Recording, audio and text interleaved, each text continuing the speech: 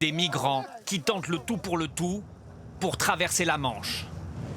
Entassés par dizaines sur des canots pneumatiques, au péril de leur vie.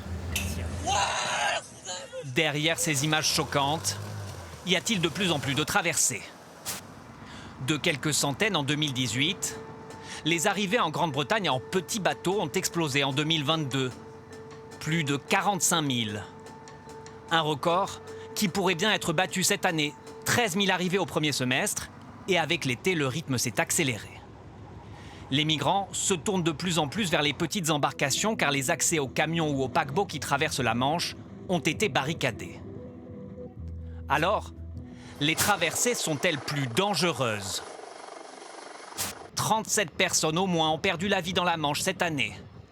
Un tragique record qui s'explique selon les associations de défense des migrants par la pression des patrouilles de police. Ça pousse à partir, comme je vous l'ai dit, de toujours plus loin des côtes anglaises, donc d'augmenter le temps de traversée dans des embarcations toujours plus surchargées. En fait, il y a une urgence de départ qui fait que les prises de risques sont toujours plus grandes. Les migrants embarquent désormais d'une large bande côtière allant de la Belgique jusqu'à Ouistreham. Certains partent même de l'intérieur des terres en empruntant des canaux. Alors, la stratégie des pouvoirs publics est-elle inefficace? Oui, répondent en chœur les associations. On est dans une politique absurde de contrôle de la frontière où en fait les personnes sont, par des pratiques de plus en plus violentes, empêchées de partir, alors même que tout est fait pour les empêcher par ailleurs de rester.